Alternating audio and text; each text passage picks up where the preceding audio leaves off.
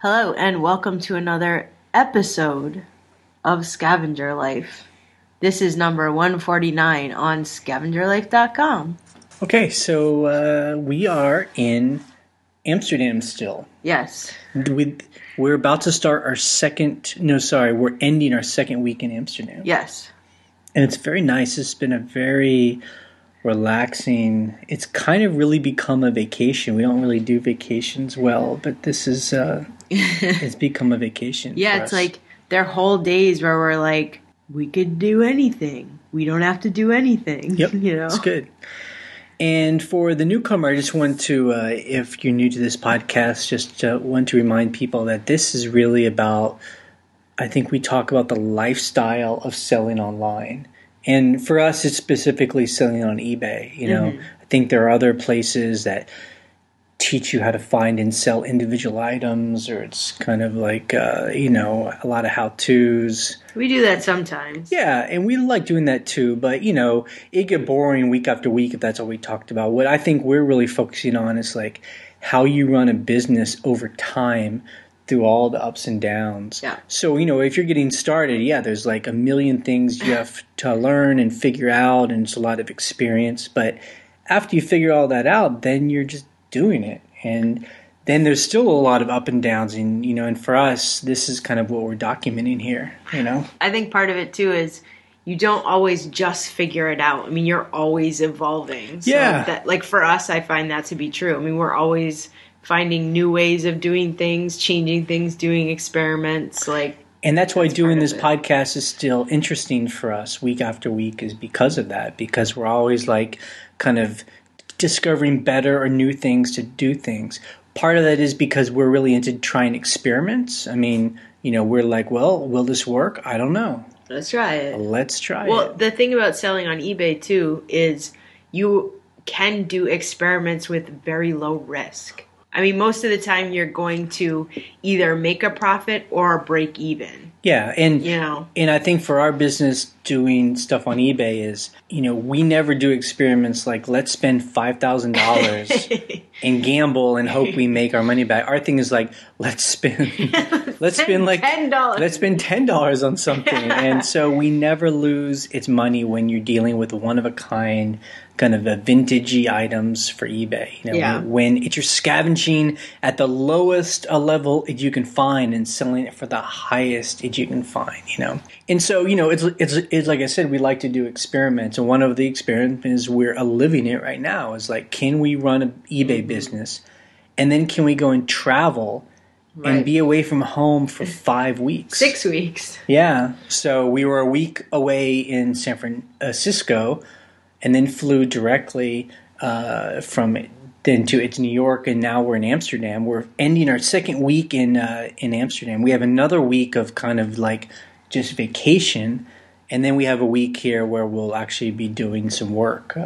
Some video work, different work, not eBay work. This is our experiment, though. Can we sell things while we're away? And those of you that have followed the podcast, we've done this, it's before, but each time we try and like do it a little bit better, or, So this week, we've been away. Yeah. We sold 44 items this week. Wow. In the past, from Sunday to Saturday. That's a good and amount. We made about $1,400 gross. It's before fees. Yeah.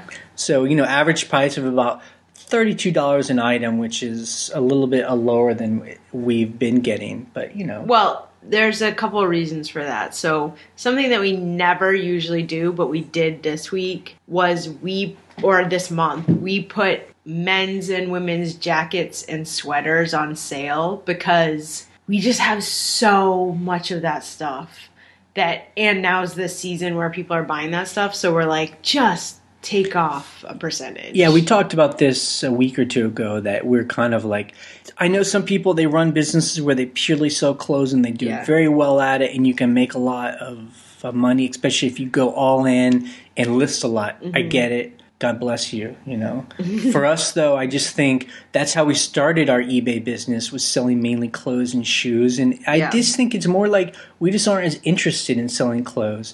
It's not that it's bad or good. It's just, we're just changing. I mean, it's just changing. The stuff we're finding and buying is just different. So probably about a third of our inventory is clothes. Yeah. And so I think we're just like, let's this a wintertime try and sell as much of our winter stuff as possible. And then we just won't fill it up as quickly again. Right. You know, we'll always buy a good coat. Like, I love to find a good $1 thick wool vintage coat that you can sell for $80. Yeah. Like, I love that all day long. Yeah. But, and I love buying shoes. I love to find good quality, cool, funky shoes. I will always do that. But, you know, not in the volume that we used to. We've just been having fun finding other things. And I think that's a fun thing about is running an eBay or, I don't know, maybe an Amazon business, but, you know, an eBay business is that you realize that everything sells and you can sell whatever you want, and that our store isn't specifically a shoe store. Or like, I think that's why when people ask, do I need to have like a different username for different categories of stuff? And I'm just like, no, just list it all. Just list it all. It doesn't matter. I mean, if you have a good reputation on your user, you know, the thing is, I think people have this idea of like, people are going to search for the person who sells this thing and the person who says, okay, have you ever shopped on eBay? Nobody cares. They just look for keywords. All I do is, you know, I go into the search bar and I'm just like, men's shoes, size 10. Yeah. And then it's just like, it just gives me all these shoes. I don't care if the username is awesome men's shoes. I mean, you're just like, I don't care. And then the best price. And then you will then start to filter that search by price or color, free shipping. Yeah. You know, is it on auction or buy it now? Because I don't really like to buy things on auction just because it takes so long to like get through that process, you know. So yeah. Unless it's cheap enough, which you did buy some shoes on auction the other day. See, every time I say I don't do something, I always do it sometimes. Well, I think there's exceptions to everything. Yeah. But generally I do buy it now because I'm like, let's just get this done. That's true. For some clothes. So this week, again, we sold 44 items for about $1,400.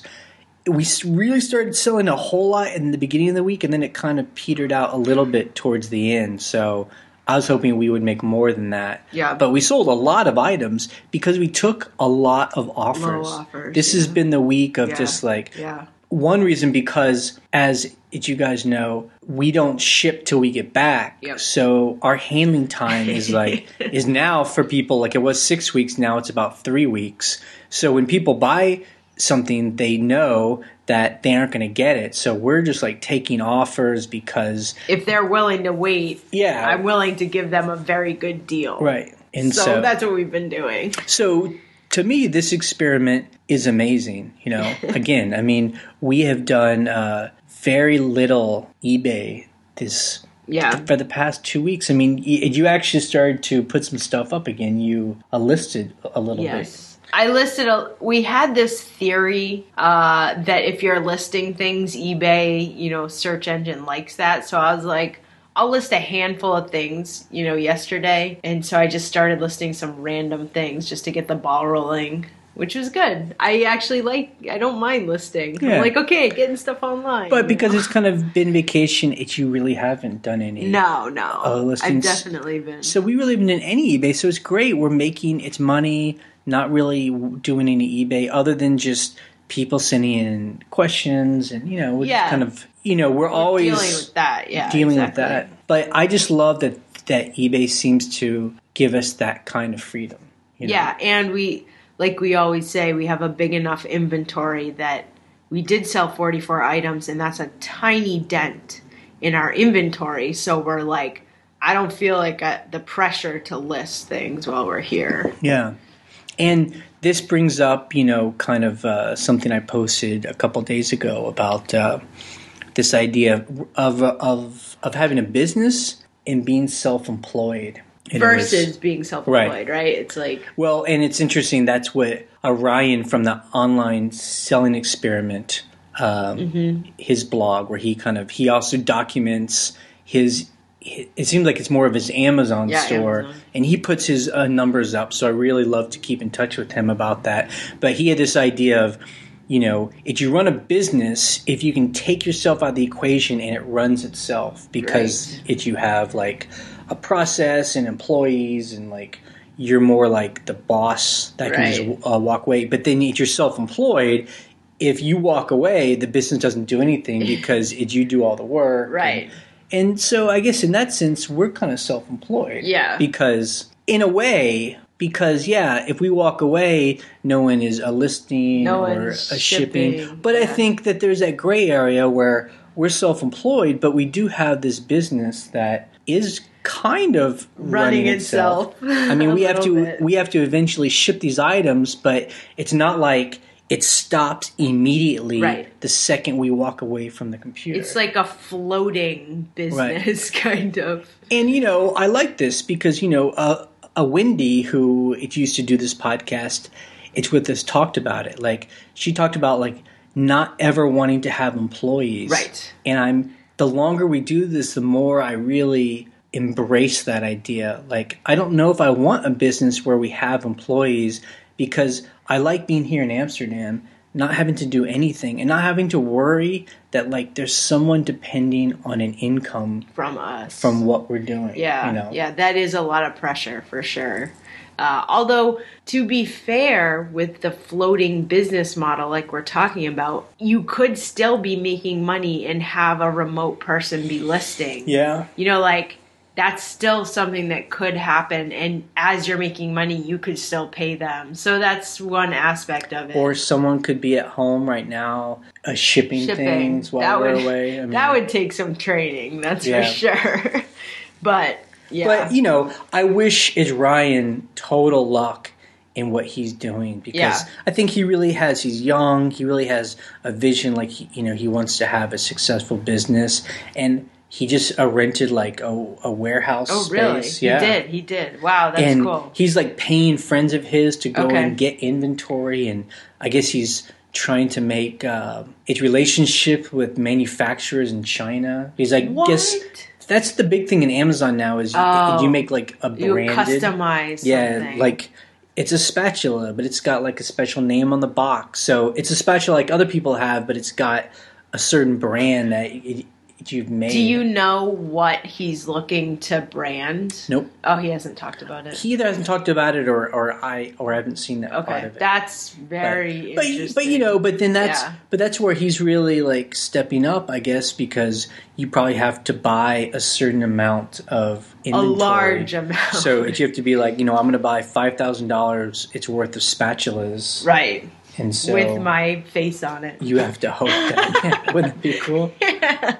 But I think that's just different than the way we're coming at it from, is because I kind of like the more laid back approach that we have, And I don't know if that's because, me personally, I'm a little older than he is, and I've kind of been through the job market, and now I'm not wanting that kind of stress, whereas he's younger and he's like really ambitious, and it's just like different kinds of what success is. But I think you put the places where you get stressed and ambitious in different ways, like redoing 2 houses in 5 years. Like that's, to me, like most people would be like, "You're crazy." Yeah, I mean, and I guess that this is, again, this is why this is more of like a lifestyle podcast. I don't know if that's the right way to say it. Sounds awful. Yeah, that does sound awful. But but this idea of like, okay, so it's once you know how to like sell things on eBay or Amazon,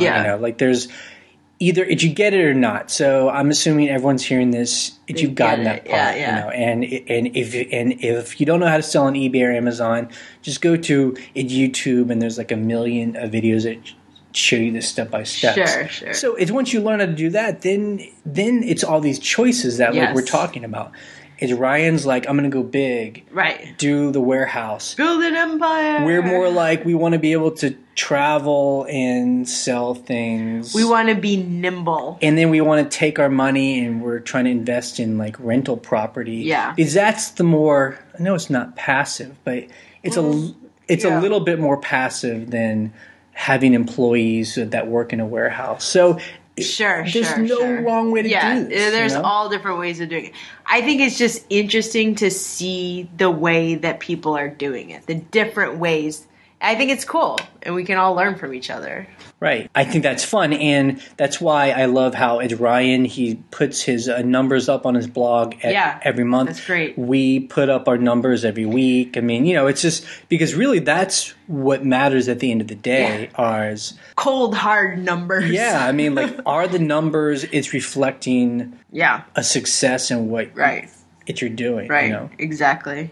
The other thing we did this week was just just taking a lot of walks. And so we walked through like a small flea market that's in town that's open every day. And it was pretty touristy. It's very touristy, yes. But even the people that had, the guys we like that just have tables of junk. Junk, yes. I don't know. They even overvalued their junk. I mean. Yeah, but like you said, it's touristy. So. Yeah. Maybe that's why. It's just so interesting because we haven't really met the people here at the flea markets that just have the stuff and they're just trying to get rid of it. Gas money. They're just like dollar.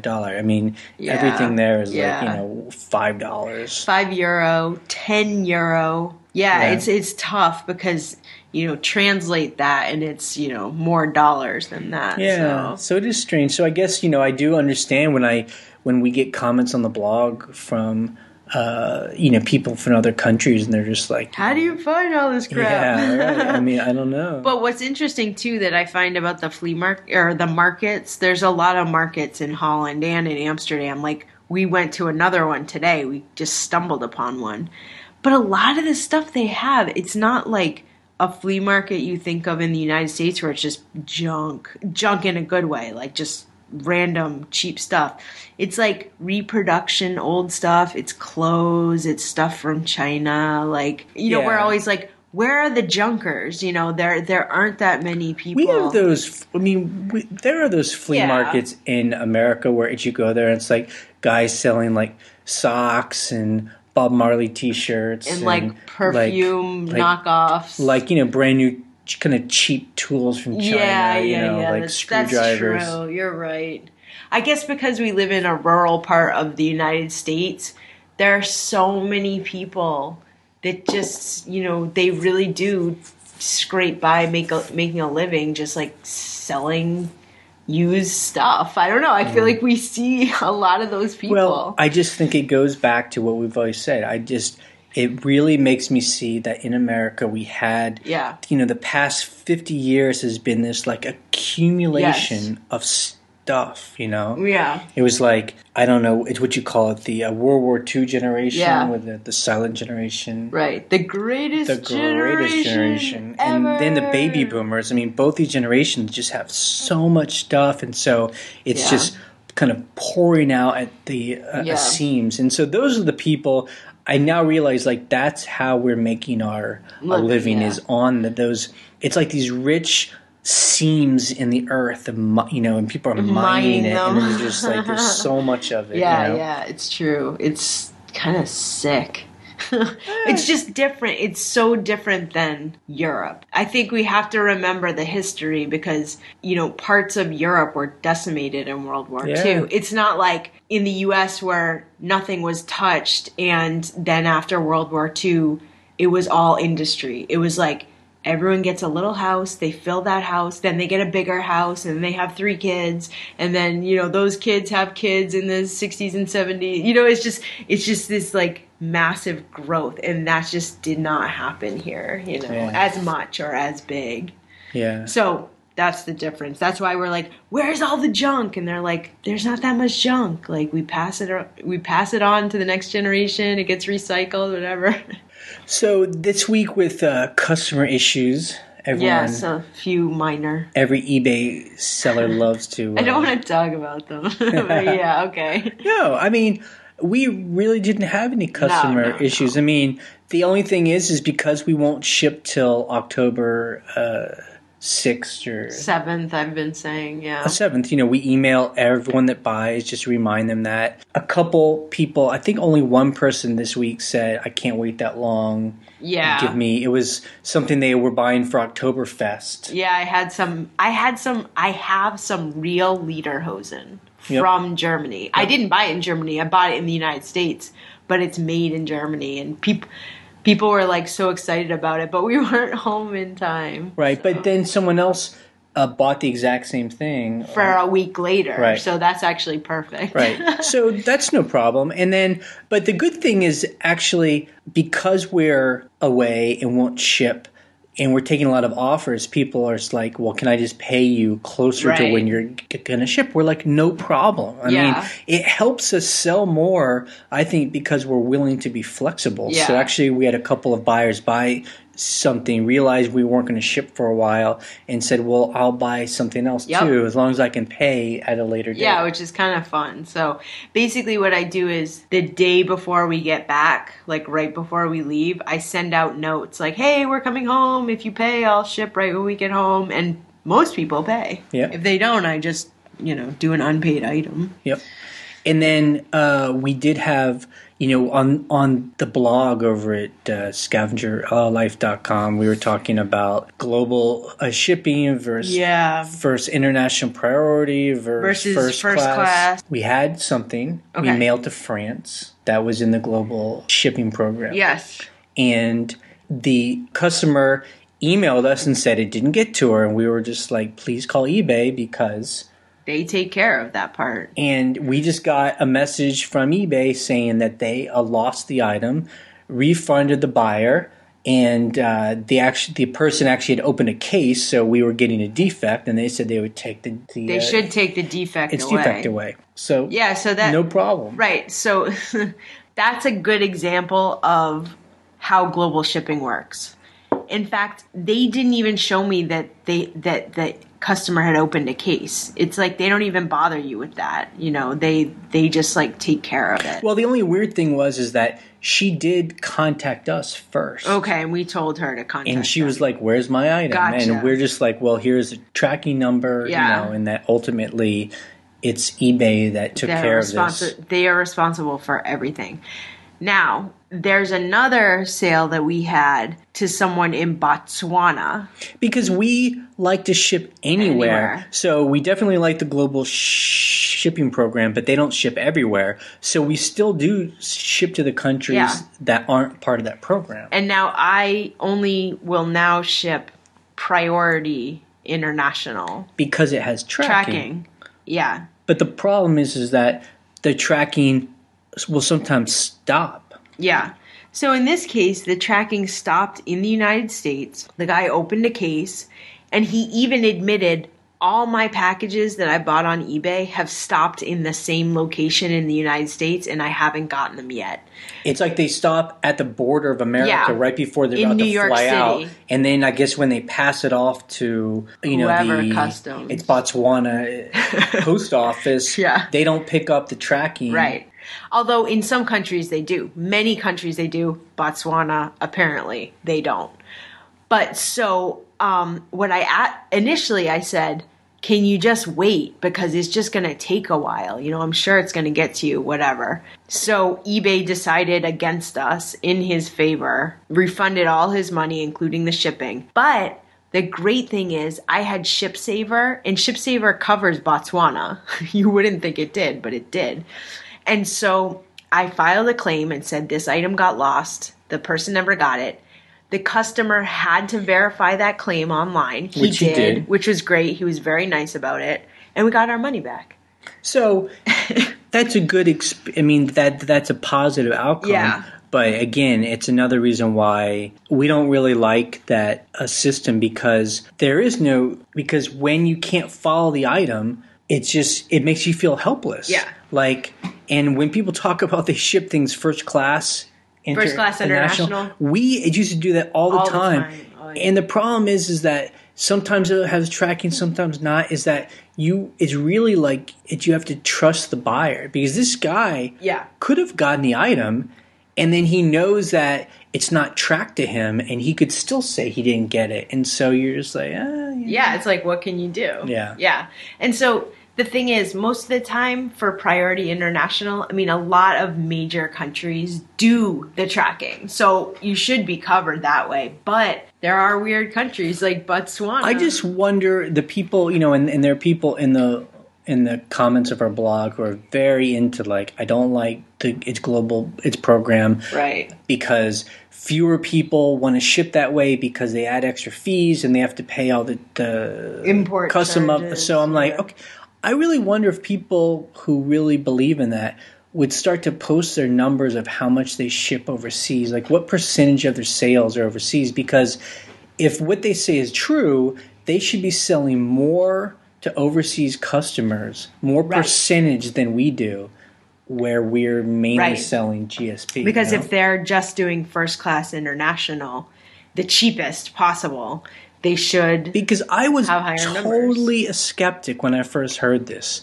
but our overseas sales have not gone down, and seems consistent to be between 10 and 25% of our sales every week. Yeah. Now, I would love to add up the numbers at the end of the year too, and just see how many sales, percentage wise it was over the whole year.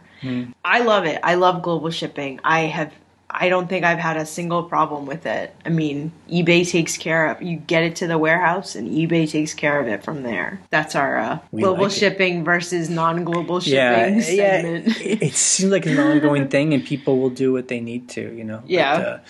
But, we're fans. So a little bit of news, really kind of good news. We don't get this a lot from PayPal I was or eBay. so thrilled. Yeah. So eBay, it uses PayPal. It use PayPal. We have the eBay PayPal debit card, which we actually love. We use it every single day. We use it a lot. And so the problem has been, though, when you sell things on eBay, it goes into your PayPal account, which you can connect to your bank account. Right. So if you want to send money from your PayPal account to your bank account, it would often take 3 business days. Right. They even say 3 to 5 business days. It was a very hazy gray area. So like when we had to pay a mortgage, I always had to put on the calendar, a week before we need to pay, we need to transfer its money because it could take 3 to 5 days. Right. Right. But PayPal's changing that. Yeah. So what they sent me a note the other day saying starting October 1st for some customers. So I'm one of those customers, thank God, you can do a next day transfer. So if I, by 5 p.m. on Monday, get that transfer to go, it'll be there the next morning in my bank account. Yep. We will test that. That's the way it should be. Right.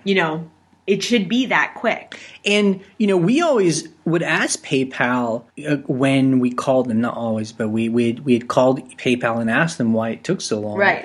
And what they told us was it was because of Homeland Security. It was like checking. It was like it had to go into like some kind of place where the transfers could be checked to make sure there's no like fraud or where the money's going and coming from. And I guess that took a long time. I don't know if that's true, but it's what they told us. And so we're like, all right, it's whatever. But for whatever reason, I don't know why it's different now. Yeah, I don't know what they changed, because if you know anything about banking, I mean, wire transfers are kind of similar, where if you do a wire transfer, it's instant. And we're always thinking, like, why can't it just be instant? In the United States, they charge you a lot of money to wire transfer money. Like, it's like $30 on both ends, which is insane. That's way too much money. In Europe, it's free to do wire transfers. Right. So, and we do all of our banking online, and so it's great because we have a couple different bank accounts, and we're able to transfer money from one account to the other, and it's pretty. And that's also same day or next day. If it's in the same bank. Right. Yeah, exactly. But yeah, so that's great news. I will definitely. So October 1st, so that's very soon. So I'll be able to test that out. And maybe they'll probably just be testing it and then rolling it out for everyone. And the only thing I can think of, again, is just, there's PayPal for a long time was basically the online payment company. And now there's all these other companies that are coming out. Square and, Amazon payments. Yeah, and Google.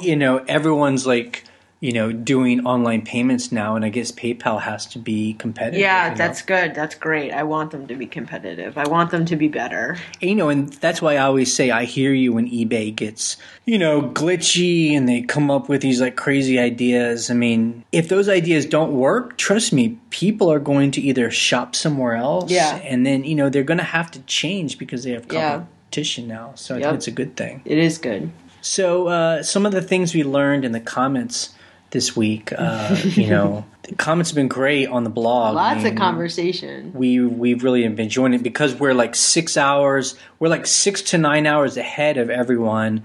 We sometimes aren't online when everyone's talking to each other, so it's crazy. We'll wake up to like 100 comments. There's all these conversations that have happened, which is great. There was a big thing about like being angry at non-payers. Non-paying people who win auctions or people who buy on best offer and then they end up don't paying. They are awful. Yeah. Yeah, and we get that, especially if you're relatively new to selling on eBay. It's very disappointing when you get especially a big sale, like you sell something for $100 and you're just like, all right, money in the bank. And then And then you don't hear from the person. Well, it's worse when you don't hear from them. We sold a necklace for $100 this week. Then the guy was like, I don't want it. Oh, yeah. God, seriously. At least he told us he didn't want it. But I think for us, we have the, the gift of having done this for a little bit longer. We just kind of know about 10% of best offers that which we take are not going to pay. And that's low. I mean, 10% is low. They just suck, and also those make you always like feel bad. Well, like, very often it seems like the ones that hurt the most are when you get a good sale at a period where you really need that money. Yeah, of course. And you're just like, oh, that's, good. I haven't sold anything all day. I got this big sale. And then they don't pay. I know, it's depressing. Like, I needed that money. Or it seems like a lot of those non-payers happen like happen like in a small period of time. Like holiday season's coming up. Yeah, that'll I'm telling you, you're going to get, if you sell quite a bit, you're going to get a handful of those non-payers like right in a row. Together. It's like with returns.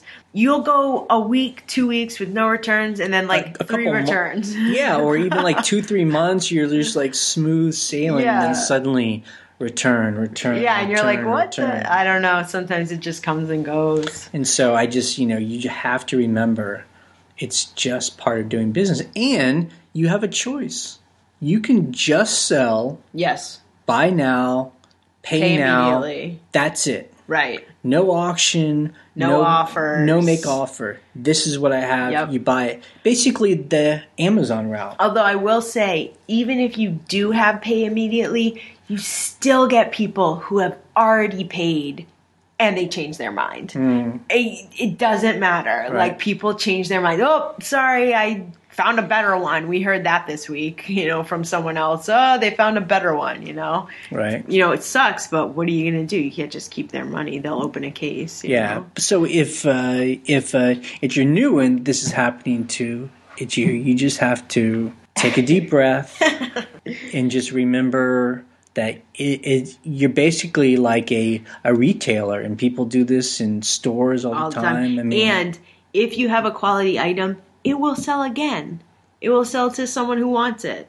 Yeah. That's all you gotta do. I think some people like to think eBay is like a flea market where you're at like a flea market stand and, people have these signs like, no, it returns, buy now and that's it. I mean, that may work in a flea market, but eBay is not. Yeah. I mean, people like to call it an online flea market. It's not. I mean, eBay has instituted these rules where we now have the same kind of policies like Walmart.com does. Yeah, exactly. With very generous it returns and, buyer protection. And ultimately, I think it's good because that way, if there's some shitty eBayers out there who are selling bad products and trying to rip people off, those buyers are protected, and so they'll keep like going to eBay. They'll keep coming back to eBay, you know? Yes. And that's, as we've seen with Amazon, they have very generous return policy, and eBay is competing with that. Unfortunately, but it's true. Right. We've all shopped on Amazon, and we know why. You know, it's a great return policy. You're like, oh, this is not what I wanted. Yeah. You know, it's so easy. You know, our coming week this week, I guess, I don't know, you think you're going to be trying to put some items up on I would like to. As you see, we have no internet where we're staying right now. Yeah, the internet died for the past couple of days. So we're trying to for us is like work on that. Death. Although we do get internet on our phones, so that's good. So yes, once that gets back, I would like to I think I would like to list even just a couple things a day. I was listing, it's really funny that we were talking about not selling clothes because I was listing men's dress shirts because we have so many to list. I actually enjoy it because it kind of is like, they're all similar. They're different brands. It's all the same template. You just like get on a roll, you know. I think I listed like 10 things yesterday. And it was fun, you know. It was like I'm sitting at my computer. I have a cup of coffee. I'm looking out on the streets of Amsterdam listing men's shirts. Yeah, we have we have a nice apartment, a corner apartment kind of in downtown Amsterdam and looking out over a cafe. A busy street. It's pretty fancy. It's kind of fancy, although we don't have internet, so that makes it less fancy. But yeah. And then we'll be working on a website for our rental house because I took right before we left. It was like the perfect weather. There wasn't a cloud in the sky. It was sunny. There were still flowers like blooming in the yard, and I was like, I have to take photographs. So I took all these photographs of the outside of the house, and now I have to build a website, which I'm not looking forward to, but I will do it. Yep, I guess it's part of being a business owner. Yes. But if I'm self-employed, no, I'm still got to build websites. Yep. And one kind of like a housekeeping note, we're kind of changing something on the blog. Some of you may be getting this podcast through iTunes, and you can continue. Nothing will change at all. Yeah. We'll continue to a link to the MP3 on the blog, and so that RSS feed, you'll be able to continue to get these podcasts.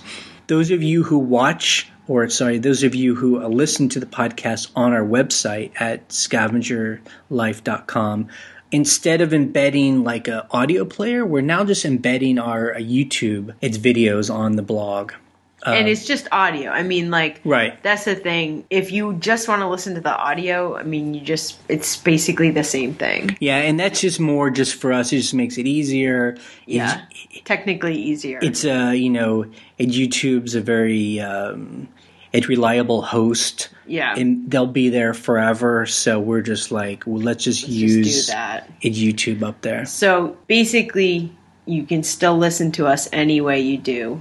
It should be the same, but it's just a little technical switch. Yep. Okay, so let's answer some questions that were emailed to us. On the right-hand side of our blog, there's a little form, and you can go there and you can type in a question, and then we'll try and answer it every week. Or the quicker way is that if you just jump into the comments of the blog, then that way we aren't the only ones that can help you answer these things, because we certainly are not experts. We're just people. We're just people on the internet. We're just people on the internet, you know? Okay, so someone named Zach says, I have heard that you say you frequently leave a 3-star rating. Now, just to be clear, that's Jay, not me.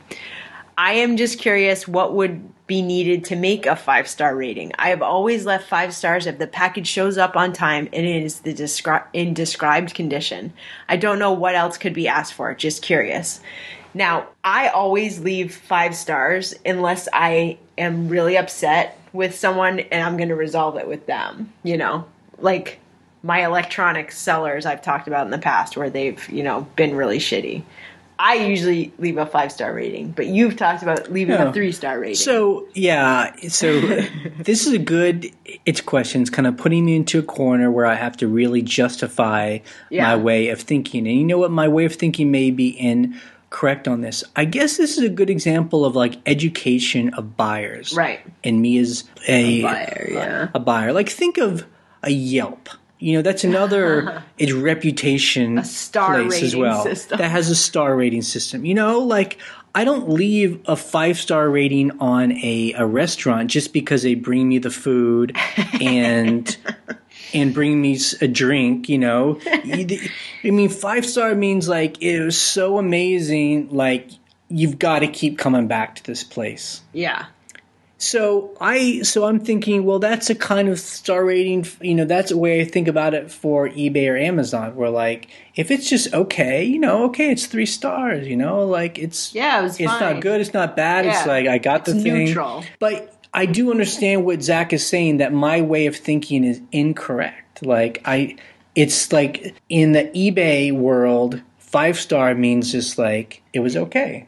It's weird. It's like 5-star is not exceptional. It's just regular. Right. 5 and 4 stars is just regular. And so I think when I said that, I think that I was trying to put the fault more on eBay, that's why we're starting to get defects. Right. Because people are just leaving 3 stars, even though they're giving us positive feedback where they're like, item arrived, great thing, you know, like a great person, like I'll buy it from again, but then they leave us a 3-star on one of those things. And you're like, that's a fucking defect. And I guess my point is that I understand those people because, you know, if you compare the 5-star on Yelp to the 5-star on on eBay.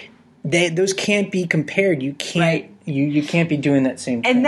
And that is the issue with 5-star rating. You know, it doesn't translate across, you know, websites or ideas across like the internet. It's just different for each site. That's why I think the fault is on eBay, or eBay. Its responsibility is to teach the buyer what the star rating means. What does the star mean? Like 5-star doesn't mean like it's a 5-star it's restaurant. 5-star just means like it was okay. Like there was no problems. Right, you know? Exactly. Yeah, it's very ridiculous at this point in time. Right. Because before there were defect ratings, a 3-star was just a 3-star. The bad stars were 1 and 2. 1 and 2. So it's changed. Right. And so I'm not sure if the buyer knows that 3-star now is considered negative. Exactly. You know? Now my question is, when there's a 5-star rating system, what's the difference between 5 and 4?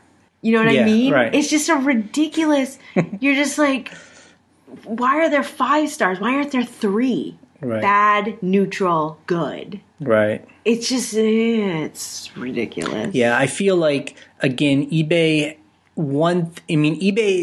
has the positive of they were kind of the first big online buying site. So they have like a lot of history and reputation, and a lot of people buy on eBay just because they've been around for so long.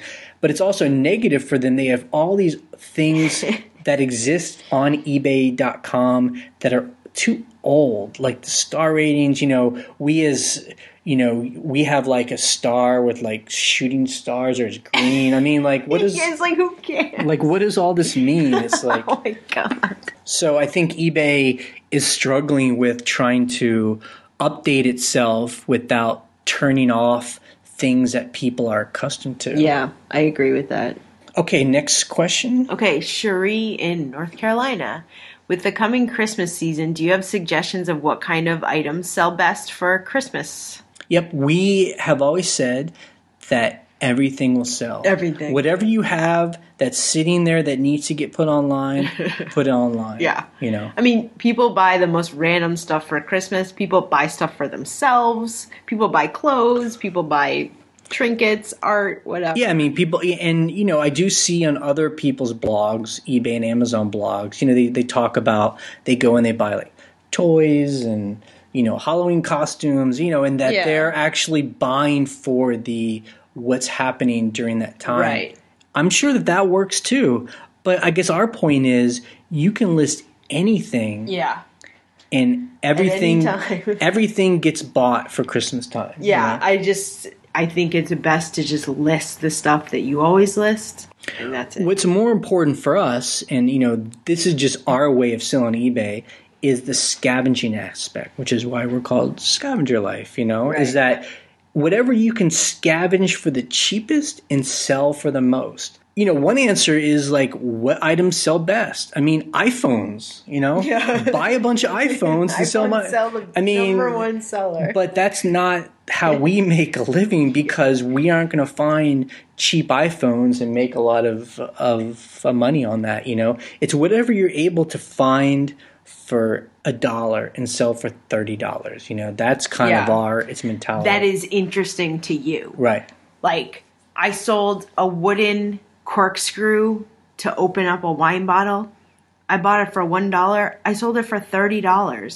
$30. Because what? You know why? Because it's like cool and rustic and well built and vintage. Yeah. Someone wanted it, you know? So yeah, and maybe they're buying it for a Christmas present. I don't know. Yeah. So that's our answer. Okay. Rod asks, do eBay store subscribers receive free promotional listings from time to time? Yes, they do. Yeah. I think we get all the promotional offers that everyone else does. But again, for us, it doesn't matter because we're store subscribers and we like to list things good till canceled. Yes. We list it, forget it, so we list it and it just never ends until it's bought. But the problem is the free promotional ones are either auctions. Yes. Or they're the 30 days. Yes, they're the 30 days, which is so annoying because I don't want to list 30 days. I want to list good till canceled. So. And, you know, and again, probably if you're a newer or if you're just starting to think about being a store subscription, so maybe you only are dealing with 100 and it's 50 items.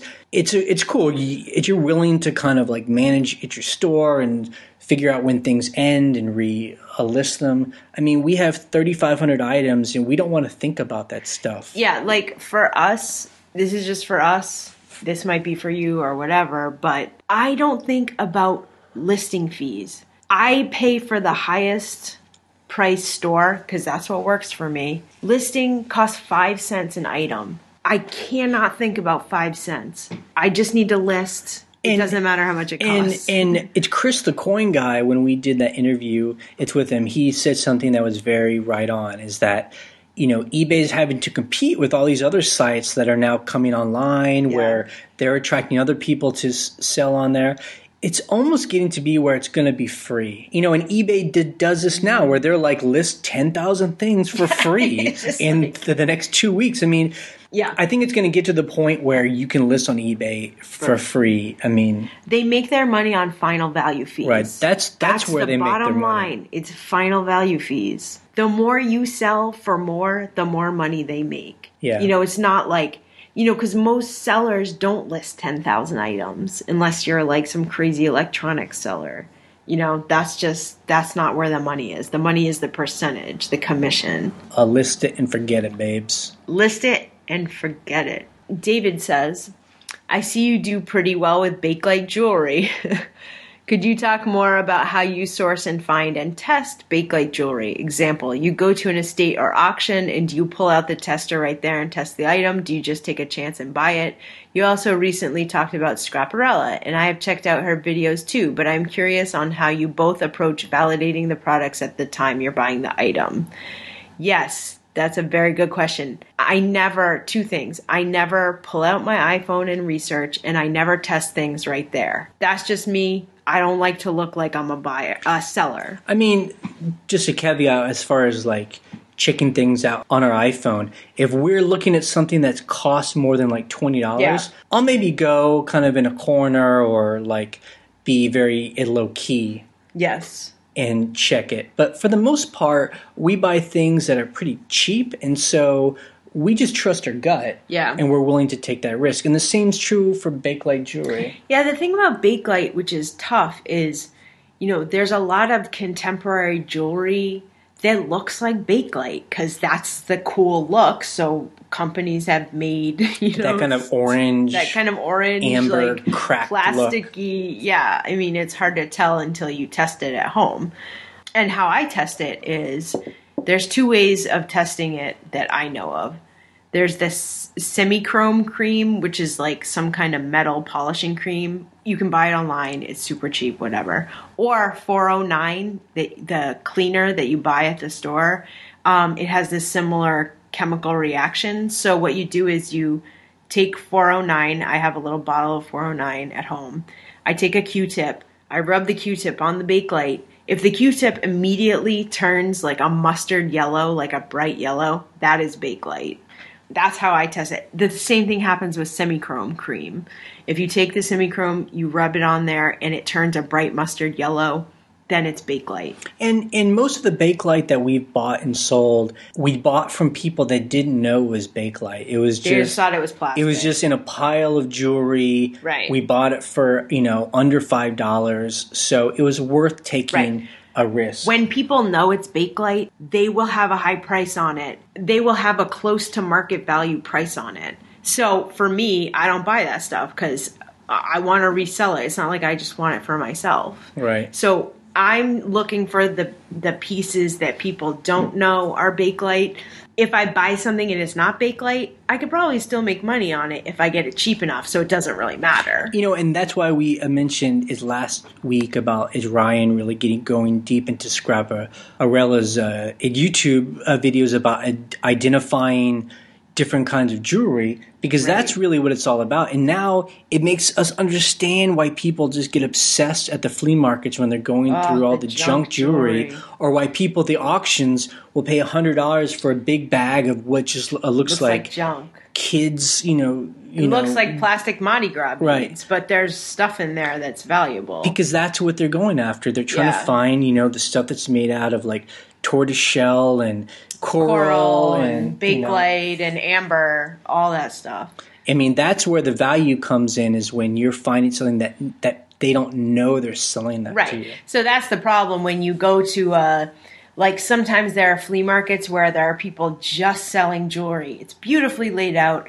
All the tags are there. They know what everything is. And I can't buy it because it's too expensive. Right. I mean, I don't buy that stuff. I mean, that's where you might be able to sell it for a little bit more, but that's not the kind of way that we run our store. Like, I'm not trying to make, buy for $20 and sell for $30. I'm trying to sell for $1 and make $30, or buy for $10 and sell for $100. Right. Exactly. And so that's where we're going after. So my advice about Bakelite is get to know what it looks like, and take a chance. Buy some stuff that you think might be Bakelite. Make sure, because Bakelite is a type of plastic.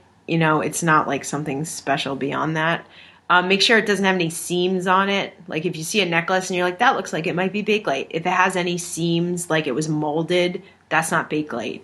If it has no seams and it looks like maybe a Bakelite color, like amber or, brown, whatever. If it's cheap enough, try it, You know what? Take it home and test it. When we were at like that flea market, it's this week, just kind of walking through it, I saw an older lady with, in front of one of those big piles of just junk jewelry, and she had like what it looks like pearls, and she was doing like the tooth, scratching it on her tooth. I would do that. I've done that. I'm like, I get it. I've done that. Because I guess if it's gritty, it means that it's a real pearl. It's like... So I actually did this at a thrift store the other day. There was a pair of earrings that looked like real pearl earrings. This is in the United States at home. And I did that. And they were real pearls. So I was like, I'm totally paying $2 for these because these are real pearls. Mm-hmm. For real, Scraparella will back me up on this. If they're real pearls, if you rub them against your teeth, they have a bit of a gritty feeling. If it's plastic, it'll just feel totally smooth. It's hard to tell plastic. I mean, you'll see plastic pearls and you're like, those look real. That's the way to tell. Although you look like a crazy person rubbing it against your teeth, but that'll be your testing. Yeah. I'm starting to do it now because if it's real pearls, I'm buying it. Yep. Okay, next question is from Christopher. Okay, Christopher asks, what do you think about PayPal's new 180-day SNAD INR policy? And what he means is not as described or item not received policy. So basically, he's saying that PayPal has a new policy that buyers can open in 180 days. 6 months. So that's 6 months. Item not received or not. They call it SNAD, significantly not as described. I don't know why they don't call it INAD, item not as described, but whatever. I actually was not aware that PayPal had a new policy about that. I think that's bizarre because eBay doesn't have that policy. Yeah, I think that's one weird thing about eBay and PayPal is that their policies don't exactly match up. So sometimes if people work through eBay and they can't open a case because you've done everything right, they'll actually go to PayPal and like get your funds frozen and say there's a problem. To me. Yeah. But I don't know. We aren't worried about it. I mean, every so often someone will open up a PayPal case and but it's so rare. I mean, either someone's going to get strange. Someone's going to get something and they're either happy or not. So it's most people make the decision within the first 21 days. The first 2 or 3 weeks. That's when you're going to hear if they do its return or not. It would be a very strange buyer that buys an item and then like 4 months, 6 months. So be 4 or 5 months later, they're like, oh, this thing isn't what you said it was. I can't imagine that being a problem. So it shouldn't be a problem. But the weird thing is how do you fight that? Like, so they buy it, they give you good feedback. 4 months later, they do item not as described. So do you call PayPal and you're like, they gave me positive feedback on eBay. They never opened a case on eBay. And I wonder if they're doing this because other, Bonanza, Etsy, whoever uses PayPal might not have the same policies. So PayPal is trying to protect customers that way. Yeah. That's the only thing I can think of. I don't know. I mean, if that's not as described. But I wonder if it's, PayPal would look and see like, if you've sold someone something counterfeit and maybe it took them a while, it would have to be something that was pretty extreme rather than just, I don't like it now. Yeah. I think that I will look into that on PayPal and I would like to read the specifics because a lot of times when PayPal and eBay are linked, and they're like, you'll call PayPal and they're like, let me look at the eBay item. And you're like, I had no problem with them for the eBay item, 60 days or whatever it is. And they're like, okay, great, we'll just close it, Well, I think it's with like a lot of these policies, it's hard to talk about them in the abstract. I don't know. I mean, I don't know if it's good or bad. Who knows? I think it just has to happen to us where a person opens a case after 5 months of owning the thing. Yeah. And then we'll see what that process is, and that's where we talk about it. Or if someone out there, like if that happens, like why don't we document it and talk about it? Please, if that happens, I would love to hear about it because that's so crazy. Because I really think like that's the core of what we try and do this podcast and why the feeling we try and put through the comments of the blog. And that's, we feel like it's not good to be worried about something until you need to be worried about it, eBay, PayPal, there's these multi-billion-dollar, huge, gigantic corporations. I don't really care what they do until it affects me. Right. And so I'm not going to worry about it till it really affects me. Right. And then when it starts affecting me, then it's how they deal with it, my interactions with them. I mean, then that's when I can actually get my hands on it and talk about it, Now, what's interesting about this policy, too, is if someone after 5 months says not as described, you can just be like, cool, they can return it, send it back. Yeah. And also, item not received, you would hope that you would have full tracking on it, for most things anyway. And you'd be like, it got delivered. Yeah. So, moving on. Krista says, I love your independent spirit and life philosophy. Thank you.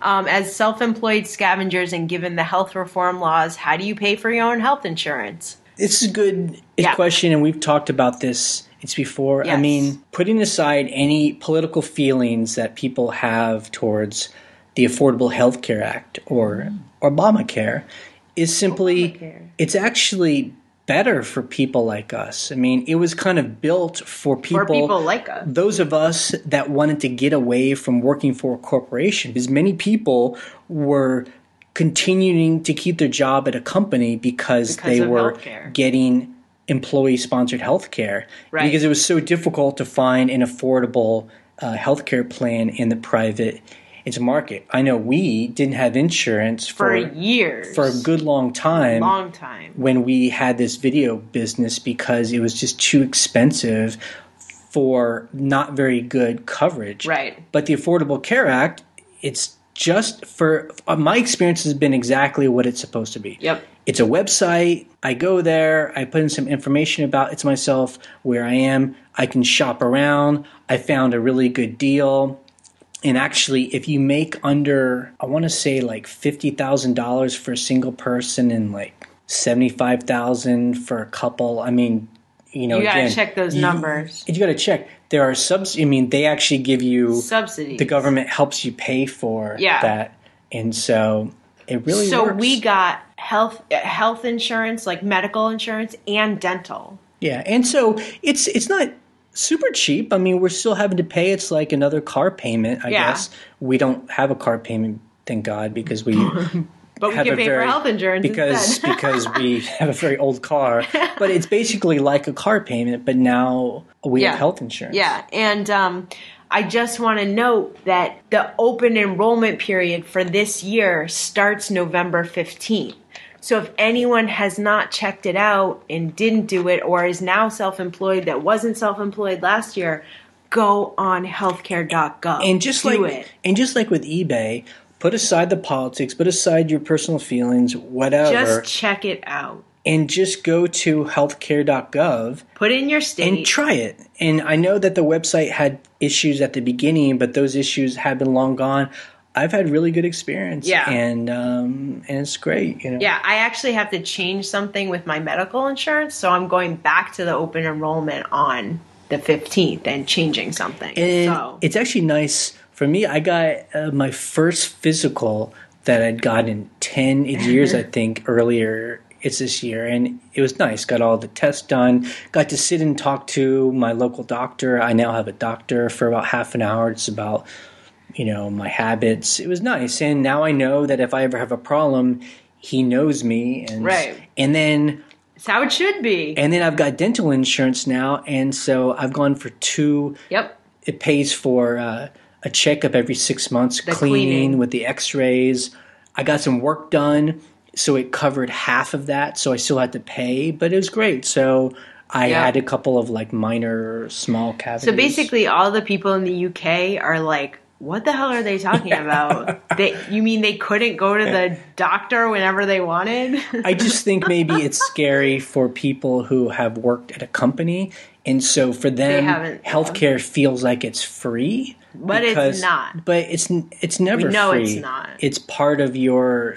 You pay into it. Your employer isn't doing it for free. It's part of your package. Right. And so it does feel a little bit weird when you're self-employed because it's another bill. But that's kind of what it's supposed to do, is that you're supposed to actually see where your money's going, and then if you don't like how your insurance company is handling your payments, then you go to somebody else. Yep. It's good. I mean, we've had a good experience so far. So yeah, I mean, it's really was not having healthcare was one of those things, because I was getting a little bit older, where I could start getting cancer, and I was like, man, if I got cancer and I don't have insurance, like it's one of those guys that just like racks up $1 million health insurance bill and then goes bankrupt because I can't pay it. Right. But now I'm not that guy. For people who don't live in the United States and live in a place that has socialized medicine, that literally happens to people. Yeah. We hung out with Tom the English picker and his girlfriend the other day because they flew to Amsterdam to come to the big flea market, which was very fun. And she's a nurse in the She's a nurse in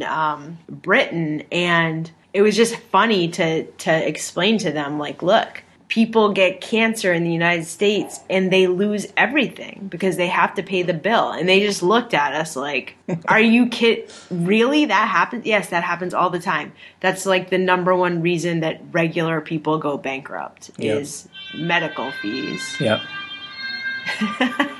And now we hear an ambulance go by right now. There's someone getting good health care. Nationalized health care. So, bottom line is, like we always say, there's never been a better time to sell online because you have all this stuff in America that's ready to be sold that's just like bursting at the seams. And there's now like a decent way to get healthcare if you're self-employed. Yeah, so go on healthcare.gov. You can start signing up November 15th. Check it out. If you haven't done it yet, now is the time to do it, please. Cool. Well, thanks everyone for listening this week, and we'll be back on Wednesday. We did an interview from here, so we will post that on Wednesday because we now do the posting on Monday and the posting on Wednesday. Yeah. So we'll be back. And go to scavengerlife.com if you want to join into the comments, or if you have a question or problem. It's a good way to get that figured out. Okay, we're ending this podcast now. Do we have to do 3? Yep. 3, 2, 1.